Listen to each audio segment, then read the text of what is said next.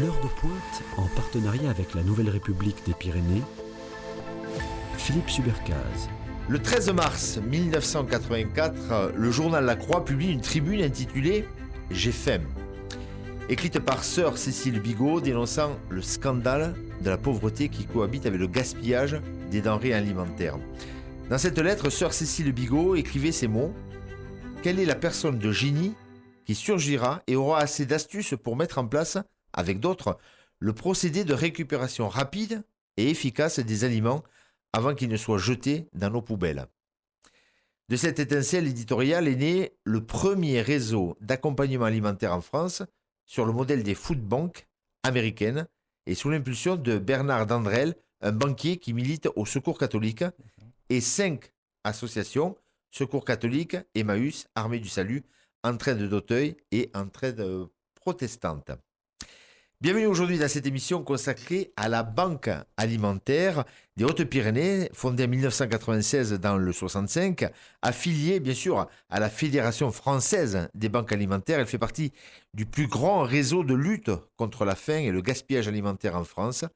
Grâce à la récupération de produits invendus, elle aide chaque année des milliers de personnes en difficulté. Nous allons découvrir ensemble son rôle essentiel dans le soutien aux plus démunis et son impact au quotidien. Quel plaisir pour moi de recevoir aujourd'hui Michel Ricot. Bonjour. Bonjour. Vous êtes le président de la Banque alimentaire des Hautes-Pyrénées depuis 2 ans, vous m'avez dit. Oui, pas tout à fait. Mais pas tout à fait, mais on y arrive. On y arrive. Alors, Michel Ricot, vous n'êtes pas un inconnu pour peut-être les gens qui nous écoutent ou qui nous regardent.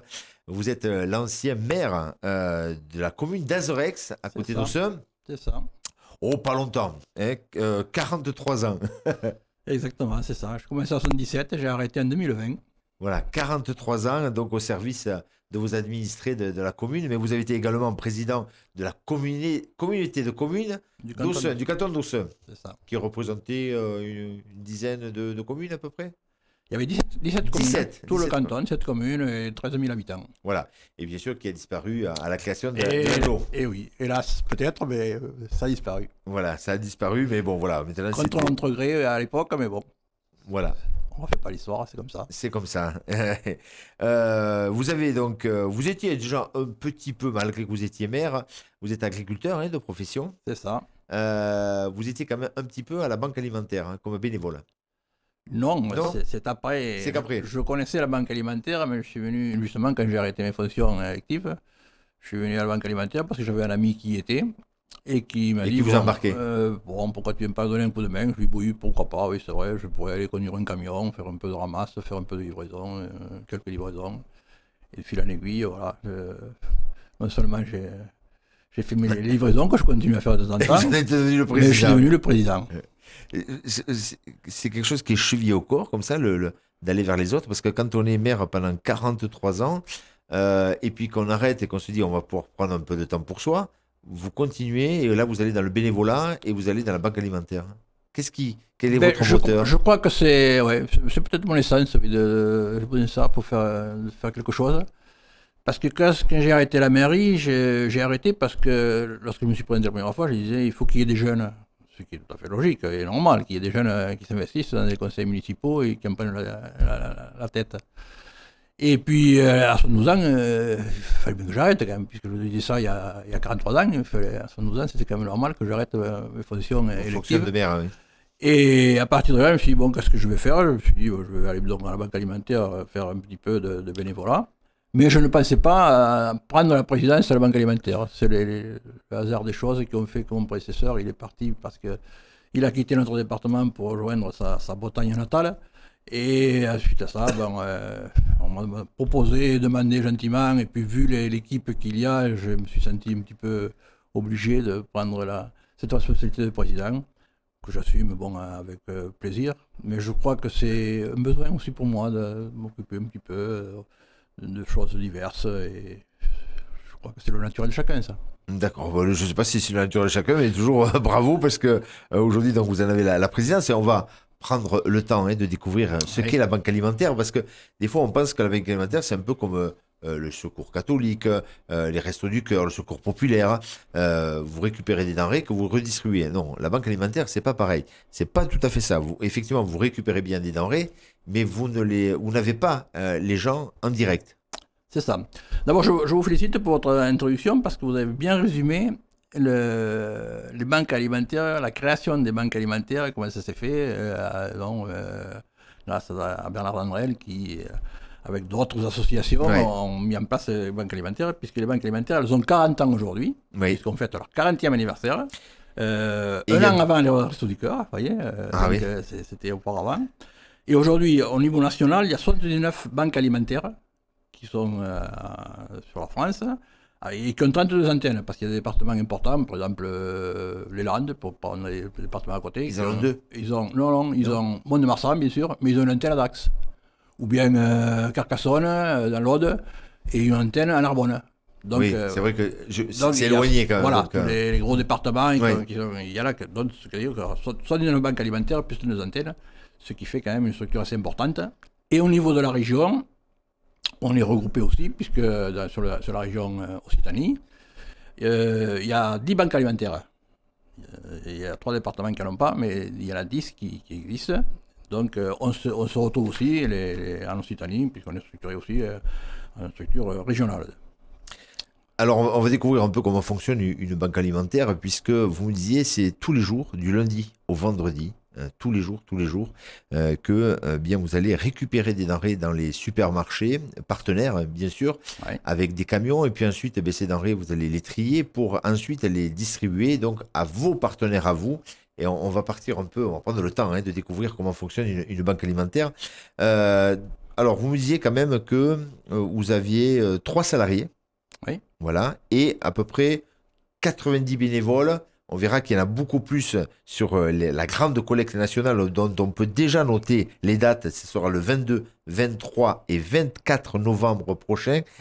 48 magasins dans les Hautes-Pyrénées donc vous ont donné l'autorisation de venir donc collecter à l'entrée des supermarchés. Et là, vous me disiez, c'est un chiffre énorme, vous me disiez que pour cette grande collecte du 22, 23, 24 novembre, il vous fallait au minimum 600 bénévoles. Oui. Rien que dans les Hautes-Pyrénées. Dans les Hautes-Pyrénées, oui. Ben oui, puisque une quarantaine, plus 48 supermarchés. Bon, si on fait des équipes qui tournent à peu près 2h30, 3h dans chaque magasin, de 9h à la fermeture, mais ça fait une dizaine de personnes vite par magasin. Oui. Et à côté de ça, il faut aussi des bénévoles qui, avec des véhicules, vont récupérer les produits qu'on récolte pour les amener sur notre dépôt. Toute la journée. Toute la journée du vendredi et du samedi. Et on finira le lundi matin, parce que le dimanche, quand même, il y a des magasins qui sont ouverts où il y aura une permanence, mais nous n'allons pas récolter le dimanche. Mais enfin, donc, ça demande une logistique assez importante qu'on n'imagine pas, mais qui est très très forte. Parce que cette collecte, qu'on dit nationale, 22, 23, 24, c'est toutes les banques alimentaires de France. Voilà. Cette date-là est fixée, et c'est sur toute la France que les banques alimentaires font une collecte, c'est 3 jours, c'est 2 jours et demi, quoi. C'est surtout le vendredi, le samedi, le dimanche, il y a quelques magasins ouverts, mais pas forcément tous. Mais ça, c'est national, et c'est une collecte qui se fait dans tous les départements. Est-ce que les gens... Voilà, parce que c'est vrai que quand on rentre dans un supermarché, on a toujours des bénévoles qui viennent vers nous avec des poches, et puis ils nous demandent bien sûr de les remplir avec ce qu'on peut. Est-ce que les gens sont généreux encore dans ces grandes collectes? Oui. Malgré le contexte. Malgré le contexte qui est très difficile, nous avons des gens qui sont généreux. Des gens qui n'ont pas de moyens, et même qui sont des fois, qui viennent chercher, eh bien ils font un effort, ils portent quelque chose. Et ça, c'est touchant. Et puis que ça, nous avons quand même des gens qui mettent... qui font de gros dons, mais malgré cette sollicitation, parce que c'est fréquent quand même, et puis on n'est pas les seuls, il y a les autres structures qui font aussi des collectes, donc les gens se sollicitent régulièrement. Oui. Et malgré ça, moi je suis très surpris et je félicite tous ces gens qui donnent, parce que c'est vraiment, c'est incroyable, que les gens sont généreux à la matière. Alors on va voir comment vous récupérez les denrées. Ces collectes quand même, ce sont des collectes importantes pour vous Ah oui, cette collecte d'automne, là, c'est plus de 10% de ce que l'on va distribuer dans l'année. Si on regarde, parce que nous faisons d'autres collectes après, au printemps par exemple, Mais là, c'est au bon vouloir de chaque banque alimentaire départementale. Hein. Pour les autres collectes, Voilà, oui. celle-là, elle est nationale. Celle-là, elle est nationale, c'est tout. C'est imposé. Oui, enfin, c'est pas une obligation, mais enfin, Oui. c'est normal qu'on le fasse, il y a tout un réseau qui est en place et on le fait là, il n'y a pas de souci. Celle-là, c'est la plus importante. D'accord. Nous, on va récolter une cinquantaine de tonnes. Donc il y a une cinquantaine de tonnes avec. Sur un week-end. Sur un week-end. Ouais. Donc c'est très important, puisqu'on on distribue à peu près 500 tonnes par an. Donc 50 tonnes, c'est. Dans le département des Hautes-Pyrénées. Dans le département des Hautes-Pyrénées, bien sûr. Tous les jours, en moyenne, on distribue 2 tonnes. Donc 10 tonnes par semaine, du lundi au vendredi. 52 semaines, ça fait un peu plus de 500 tonnes. Oui, tout à fait. Alors, donc, l'important de cette collecte, hein, on va bien répéter la date quand même, c'est le 22, 23 et 24 novembre. 48 magasins dans les Hautes-Pyrénées vous autorisent donc à venir, À venir collecter chez eux. collecter chez eux. Après, il y a le quotidien. C'est-à-dire, comme vous disiez, que ben, voilà, tous les jours, du lundi au vendredi, les équipes partent pour aller récupérer entre ce qu'on pourrait dire le frais. Je vais revenir un peu d'abord Oui. sur la collecte. C'est vrai qu'on fait celle-là, qui est la plus importante. Oui, On en fait une aussi au printemps, mais ça, c'est laissé à l'initiative des banques alimentaires. Et nous avons une particularité, c'est qu'on a aussi on fait d'autres collectes qui sont parfois originales. Nous avons par exemple la collecte qui est faite par les jeunes de l'ENI. oui, Les jeunes qui arrivent en première année, leur bitutage, c'est faire une collecte en partenariat avec nous, qui nous ont fait ça au mois de septembre, le deuxième semaine de septembre, un samedi. Et cette collecte nous a ramené quand même 6 tonnes de produits. Alors ils font du passe-rue sur Tarbes, et puis il y a quelques magasins autour vraiment de la ville de Tarbes, ce qui est aussi important. Parallèlement à ça, on a aussi un partenariat avec certains collèges, certaines écoles, et ces jeunes, avec leurs professeurs, nous récoltent des produits. C'est pas forcément beaucoup, mais si c'est 150 kilos, si c'est 200 kilos, c'est toujours ça, Oui. et nous sommes preneurs. Nous avons par exemple aussi par l'époque du carême, des paroisses qui nous aussi nous récoltent. Nous avons sur la cathédrale de Tarbes, nous avons la paroisse de Tournaille, qui est vraiment bien organisée et qui nous fait aussi une collecte importante aussi à la matière. pour le carême. bah Pour le oui. carême. Ouais, ça a du sens en plus. Ça a du sens. Ouais. Et c'est tous ces petits ruisseaux, ça nous amène bien. Nous avons le SNU, le Service National Universel, qui aussi, pendant un jour, sur Lourdes et Argelès, nous ferons une collecte. C'est aussi 2 ou 3 tonnes qui sont rassemblées.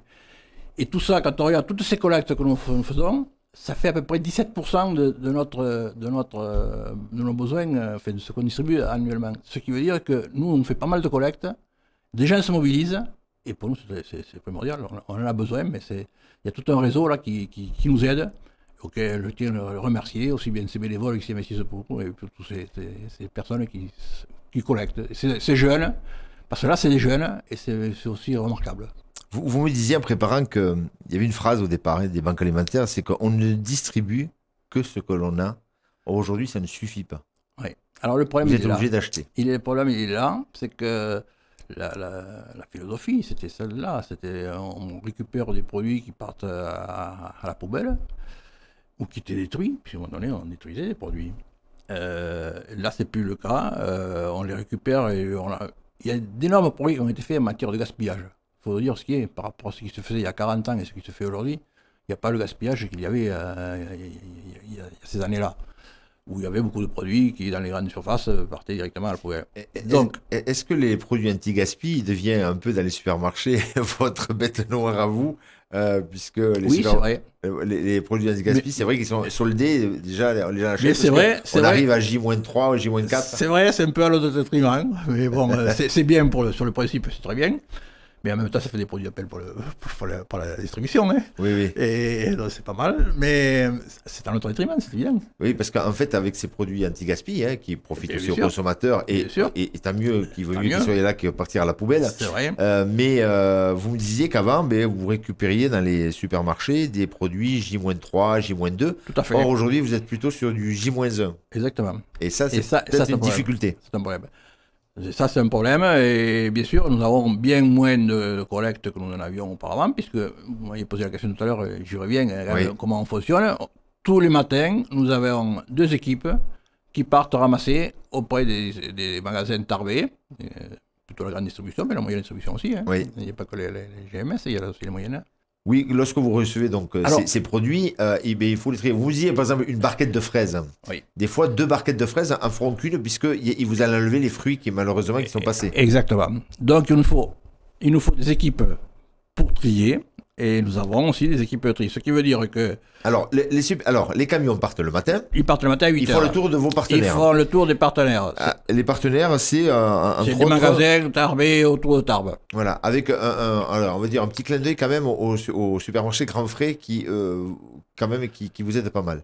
Ah, au point de vue fruits et légumes, ils sont très performants, c'est vrai. Très performants. Il faut dire ce qui est. Sans faire de la promo ou de la publicité, c'est quand même je reconnais qu'ils nous donnent des bons produits et nous avons un partenariat avec eux et Métro aussi. Métro aussi, qui nous donne aussi des produits. Alors Métro, c'est pas un supermarché pour les particuliers, non, mais c'est pour les professionnels et qui ont de très bons produits et qui nous aident tous les matins. On passe chez eux et c'est vrai qu'ils sont Cela représente combien de partenaires à peu près là, ces supermarchés tous les matins que vous allez faire le tour? On a une douzaine. Une douzaine. Ouais. Donc, 12 de supermarchés. Qu'on passe tous les matins. Petit Oran où on passe tous les jours. Tous les jours. Tous les jours. Et tous les jours, donc, vos équipes ramènent la récolte. La récolte, et c'est trié. Alors, une fois que c'est trié, eh bien, c'est là où pour ça qu'on a suivi les salariés, c'est qu'ils préparent les commandes qui doivent partir en début d'après-midi, fin de matinée, mais plutôt en début d'après-midi, ou certaines associations, si on va les livrer. Parce que la particularité des banques alimentaires, et ça, je ne vous l'ai pas dit au début, mais il faut le souligner, c'est que nous ne distribuons pas directement aux bénéficiaires. C'est ça. C'est ce qu'on a dit au début. Vous ne voyez pas les bénéficiaires. On ne les voit pas. On a des partenariats avec des associations. Nous, on a 32 associations partenaires. Ce sont toutes les Croix-Rouges du département, ce sont des CCAS, ce sont diverses associations qui distribuent et qui sont habilitées à distribuer des produits alimentaires. Il faut aussi une habilitation pour pouvoir distribuer des produits alimentaires. Donc, nous, c'est là qu'on approvisionne. Ça, donc, c'est l'après-midi. Hein. C'est l'après-midi. Donc, on leur livre, où ils viennent le chercher. Ils distribuent soit le soir, soit plus tard le lendemain. Puisque c'est des produits qu'on doit... Et donc, par exemple, des partenaires, c'est la Croix-Rouge, les CCAS. Oui. D'autres associations, les équipes Saint-Vincent, toutes les associations qui sont habilitées à faire ça. Étoile des Pyrénées, enfin, pour vous citer, on a 32 partenaires. 32 partenaires que vous alimentez régulièrement aussi. Voilà. Et ces associations après distribuent. Et bien sûr, ils vous tiennent compte de à qui ils ont distribué. Voilà. Alors, comment ça fonctionne? C'est que tous les trimestres, ils nous font remonter le nombre de familles et le nombre de bénéficiaires qu'ils ont. Et ça, c'est à nous, on l'envoie ensuite au national. Et le national, à la fin de l'année, nous font une répartition pour les produits, on en parlera tout à l'heure, peut-être des produits européens qui nous sont distribués. D'accord. Alors, je sais que dans les collectes, dans les supermarchés que vous faites, c'est souvent des pâtes, de la farine, voilà. Les supermarchés, qu'est-ce qui vous manquerait? Est-ce qu'il y a des produits qui vous manquent? Oui. Et cruellement? Alors, tout ce qui est pâtes, riz, enfin, ces produits-là, nous avons ce qui est bien. Et puis, il vaut mieux manger ça que ne rien avoir à manger quand même. Oui. Donc, c'est très bien. Mais si on regarde l'alimentation qu'il faudrait avoir, c'est-à-dire qu'il faudrait avoir 33% de fruits et légumes, nous, on est à 25%. Donc, il nous manque des fruits et légumes.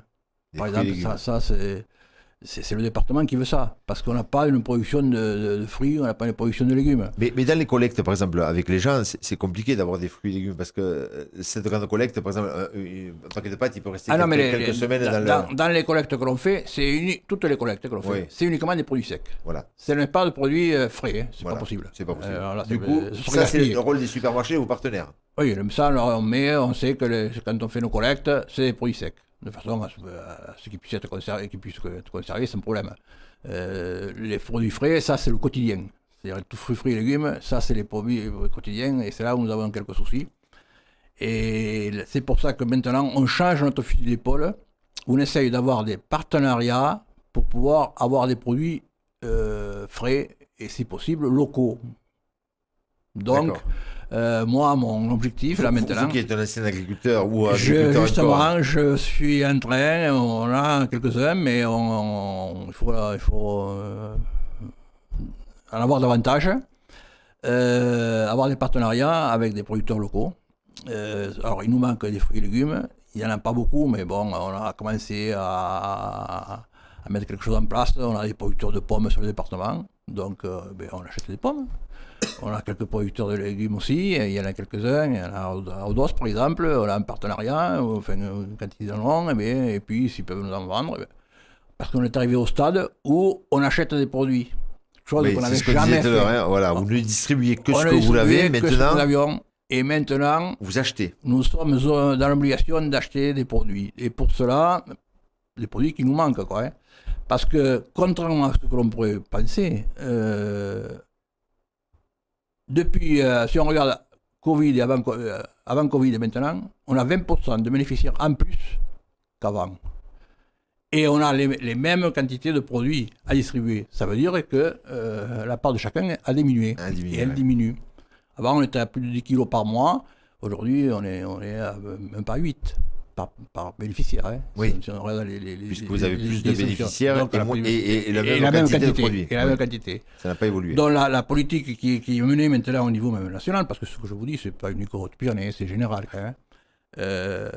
Eh bien, on essaye d'avoir des mécènes et des sponsors qui peuvent nous aider pour acheter des produits. C'est ce que l'on essaye de faire. Et c'est pas facile, mais bon, on a quelques partenaires quand même qui nous aident. Dernièrement, je peux le citer, puisque c'est la Caisse d'épargne qui nous a donné 10 000 euros pour acheter des produits alimentaires. Ce qui est, je tiens à le remercier parce que c'est remarquable, on a des partenariats comme ça et on pourra acheter des produits alimentaires pour ce montant-là, puisqu'on a les fonds pour. Donc ça, c'est très intéressant pour nous. Et puis, des produits laitiers, il nous manque. Et là aussi, on a un partenariat avec Blanc des Pyrénées, qui est tout à fait local. C'est un groupe d'agriculteurs qui font des produits laitiers, puis on a un partenariat où on rachète quelques produits, et puis naturellement, et aussi quand ils peuvent, ils nous en donnent, hein, parce que là c'est un peu aussi gagnant-gagnant, bien sûr. Nous on préfère ne pas acheter, mais bon, quand il faut, eh bien, on achète un petit peu. D'accord. Donc, vous allez donc amener donc, ces denrées à vos partenaires, ils vous donnent des comptes. C'est un échange, comment vous les choisissez puisque aujourd'hui, vous n'êtes pas seul, entre parenthèses, sur le marché, mais ce n'est pas tout à fait le même fonctionnement. Par exemple, le Secours Populaire fait ses propres collectes et eux distribuent directement à leurs bénéficiaires. Les Restos du Cœur, c'est à peu près la même chose. Ouais. Ils font des collectes et ils distribuent à leurs bénéficiaires. Est-ce que quelque part, entre vous, il n'y a pas une concurrence?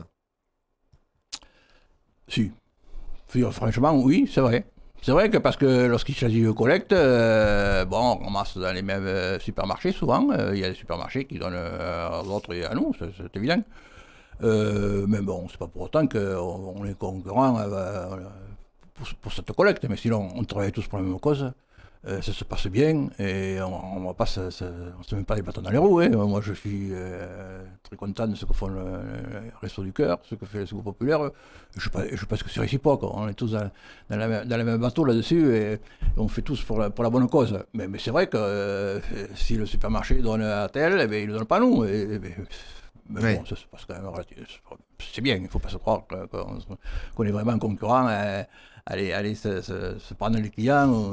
Mais la banque alimentaire, la différence, c'est qu'effectivement, voilà, vous ne voyez pas les bénéficiaires. On ne voit pas les bénéficiaires. Vous passez avec d'autres structures. Avec d'autres structures. Voilà. Qui sont, par exemple, on l'a dit, la Croix-Rouge, le CCAS, par exemple. Voilà. Les CCAS. Les CCAS, oui. Les CCAS ou les épiceries sociales. Il y a tout un tas d'organismes qui font ça et diverses associations qui sont habilitées à distribuer des produits alimentaires. Vous savez à peu près le nombre de gens que vous aidez dans le département? Un peu plus de 6 000. 6 000 personnes, tous les jours.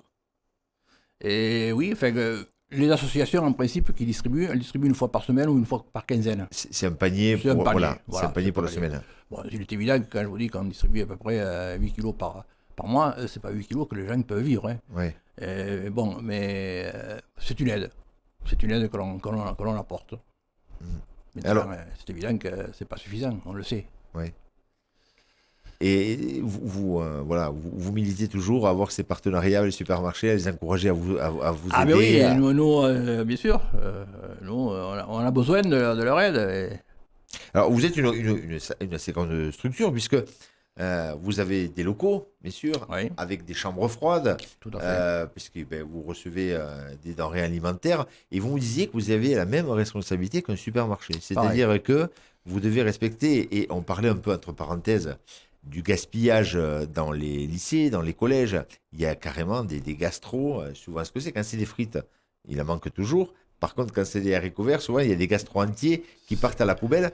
Mais vous me disiez, malheureusement, et ça c'est un peu peut-être la réglementation qui est étonnante, hein, vous n'avez pas le droit de récupérer. Mais non, parce Ça part à la que poubelle. si c'est des produits qui ont été travaillés, qui ne sont pas emballés, qui ont les conditions qu'il faut faire, on ne peut pas. La réglementation, elle s'applique pour nous, associations, puisqu'on est une association, hein,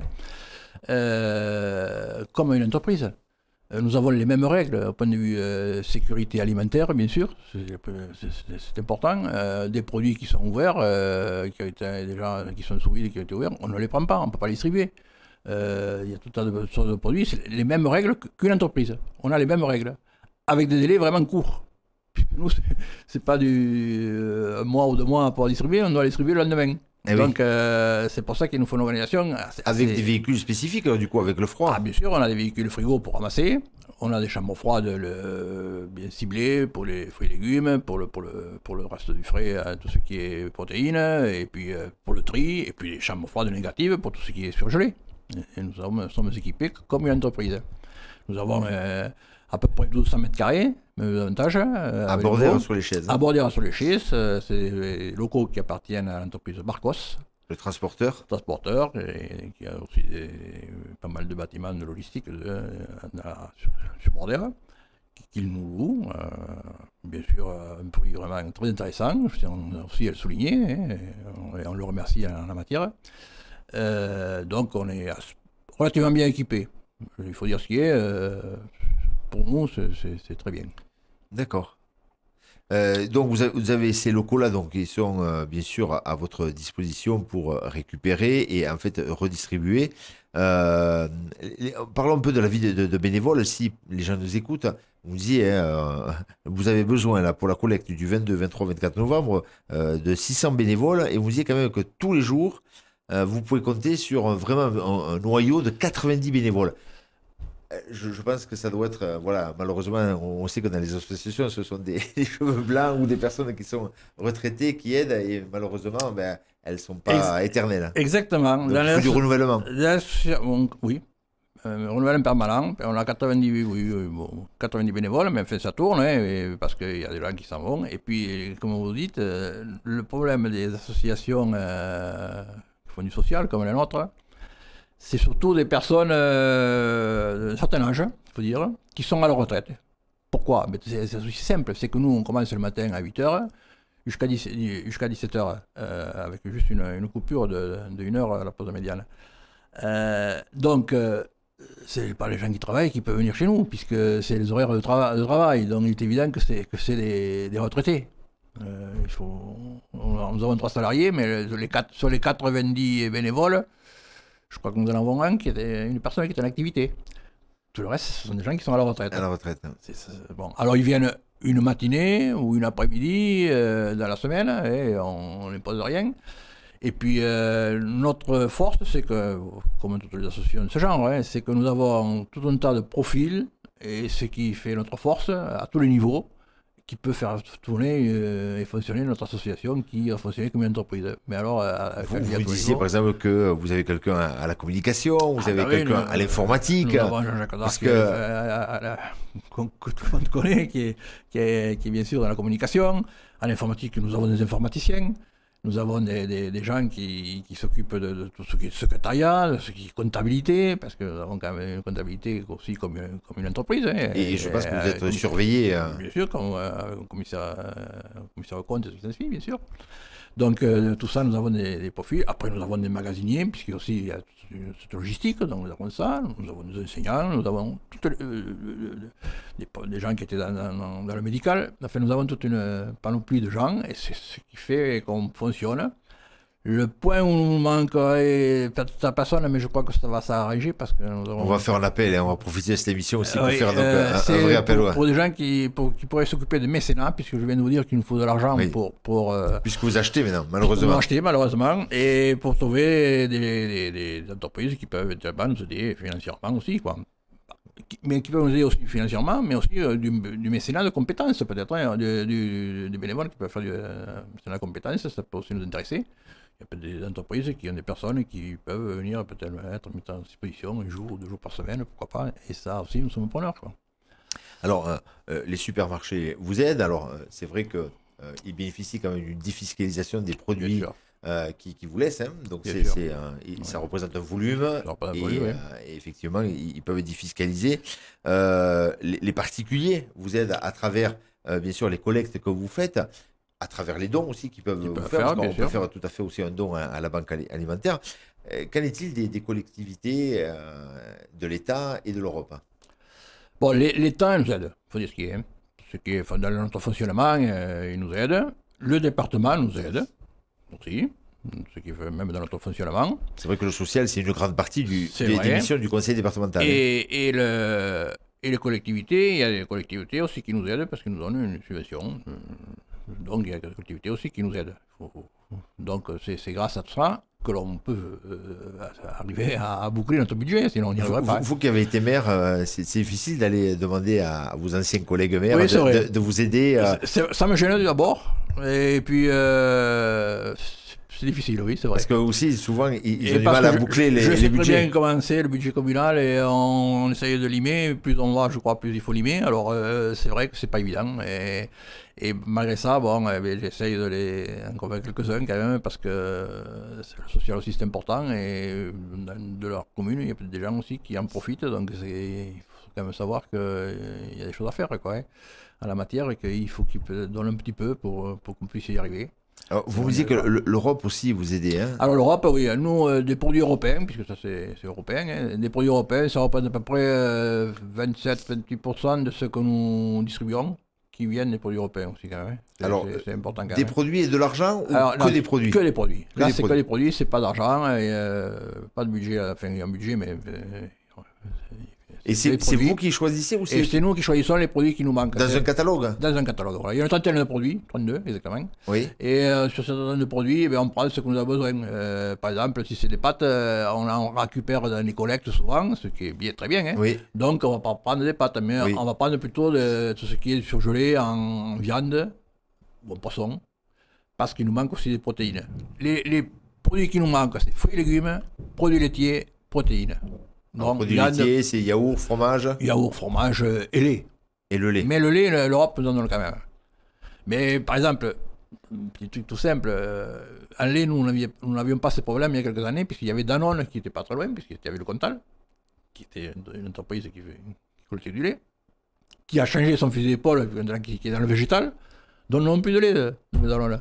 Ah oui. Eh oui. Donc... Et après, nous avons quand même des entreprises qui compillent sur le département et qui nous donnent. Euralis, par exemple. Euralis aussi nous aide et nous donne, quand ils peuvent, on a quelques produits qui viennent d'Euralis. Donc on a aussi ces dons aussi qui viennent, qui représentent à peu près 5 à 6% de ce que l'on récolte, d'entreprises comme ça qui parfois nous aident sur le département. Sur le département. Mais on n'est pas un département où il y a une industrie agroalimentaire des plus importantes, quoi. Et du coup, vous réunissez aussi entre banques alimentaires régulièrement, une fois par an, peut-être un congrès. Certains vous donnent des astuces. Il y a une vraie coopération entre vous? Oui, oui. On se réunit au niveau régional, oui, mais aussi au niveau national, où il y a minimum 1 à 2 rencontres annuelles en présentiel. Au moins une, le président, puis les comptables, il y a des réunions quand même qui sont faites. Non, on est assez bien structuré à la matière.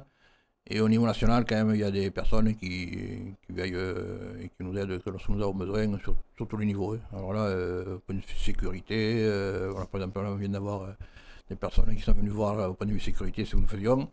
Naturellement, il y a toujours des choses à faire, il y a toujours des choses à revoir. On est bien, mais il y a des choses à améliorer, c'est évident. Au point de vue étiquetage, au point de vue dans le sol, certaines choses qui ne devraient pas être comme elles sont. Il faudrait reprendre certaines parties du sol, parce qu'il y a des fissures, parce qu'il y a ceci, parce qu'il y a cela. Enfin, il y a tout un tas de choses, des petites choses, mais Vous êtes audité, quoi, quelque part, et puis... On est audité, on a eu un audit là, du national, comme quoi il y a des choses à remettre à jour, et même si nos locaux nous paraissent pas si mal que ça, eh bien, il y a des choses aussi à modifier.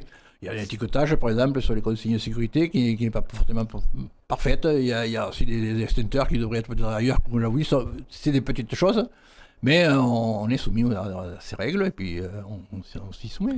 Michel Ricot, vous êtes le président de cette structure de la banque alimentaire. Votre rôle, effectivement, c'est toujours de maintenir les partenariats que vous avez avec les supermarchés tous les jours. C'est important, parce que bon, on a vu que même si le but est louable, il y a quand même de la concurrence entre vous. Vous avez également les structures avec qui vous êtes partenaire, à qui vous allez donner ces denrées. Mais vous devez aussi faire animer, être le moteur aussi de ce réseau de bénévoles. Parce que s'il y a une mauvaise ambiance, les gens pourraient partir. Vous êtes garant de tout ça. Bien oui. Comment ça se passe? Ça se passe que dans notre fonctionnement, il y a un conseil d'administration, il y a un bureau. Ça, c'est pour la gestion de l'association classique. De l'association classique. Et puis, nous avons des référents par secteur. Par exemple, nous en avons un sur tout ce qui est sécurité. Enfin, 2 personnes qui s'occupent de sécurité. Nous en avons sur le pôle informatique.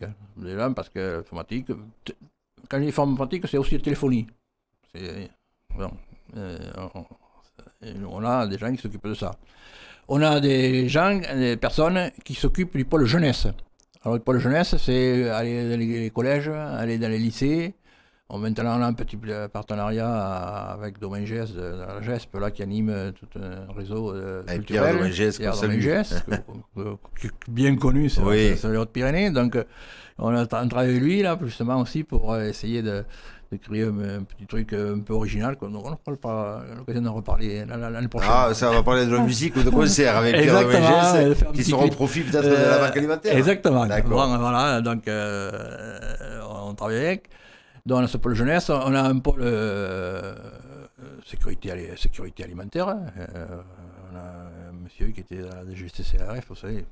Donc, qui nous remet parfois quelques consignes qui sont toujours intéressantes et puis rappeler certaines choses. Donc c'est intéressant. C'est pour dire aussi la panoplie de gens qui sont chez nous, des gens qui sont d'horizons divers et qui nous aident. Et si on regarde un petit peu ce que représente notre bénévolat, si l'on quantifie, ça représente un équivalent de 25 emplois plein temps, le bénévolat.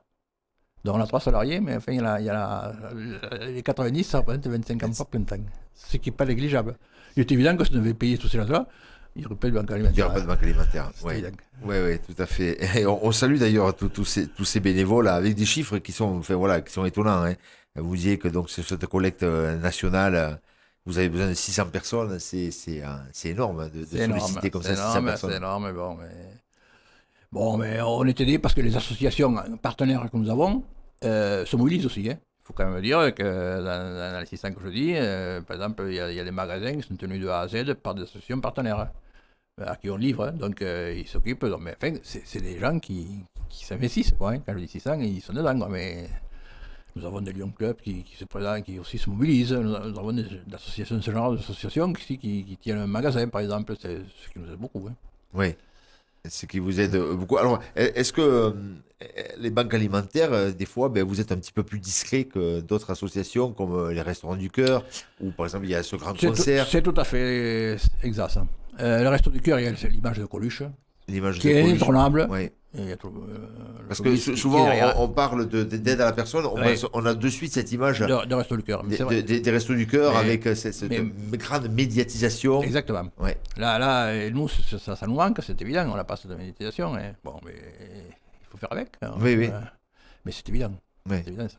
Alors que dans le département, vous êtes les plus importants. Oui, au point de vue quantité de produits, c'est évident. Et la banque alimentaire reste une valeur sûre. Alors, bien sûr, on va appeler appel à bénévolat. Si on veut rentrer en contact avec vous, Michel Ricot, comment on peut faire si des gens disent moi j'ai écouté ce message, allez, je peux consacrer une demi-journée ou par semaine ou.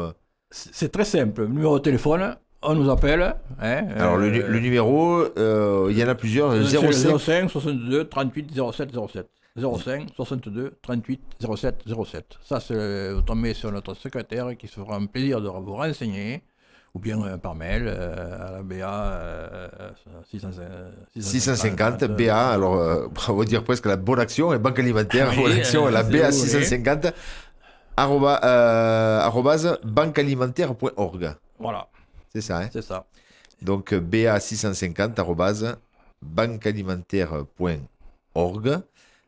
Ou bien, est-ce qu'on peut venir vous voir? Parce que vous aviez des Mais bien journées sûr. portes ouvertes. Alors, moi, je suis prêt à recevoir tous les gens qui veulent venir parce que c'est intéressant. Et souvent, ceux qui viennent, ils sont surpris comment on fonctionne parce que c'est quand même un système tout à fait original. Hein. Moi, avant d'y aller, je ne savais pas comment fonctionnait, hein, moi le premier. Mais moi, j'invite beaucoup. Bon, les élus politiques sont venus. Ils viennent. Le président du conseil général, les députés, sénateurs, et ils sont venus visiter. Et je suis ravi parce que, et puis des élus aussi, et puis d'autres personnes, des chefs d'entreprise, chambre de commerce, chambre de métier, chambre d'agriculture.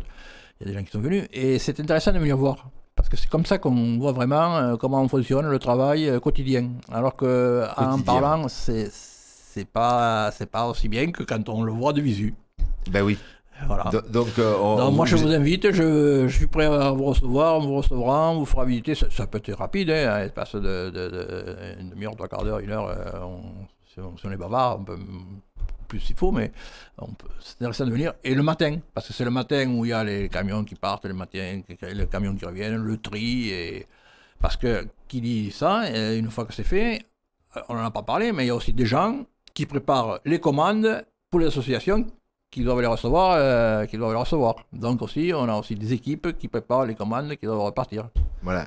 Avec tout un réseau de camions. Et... le réseau de camions. Et le réseau Parce qu'il faut bien payer aussi le carburant de ces camions. Voilà. Alors, tout ce qui est produit européen, c'est gratuit. Les bénéficiaires, ne payent rien.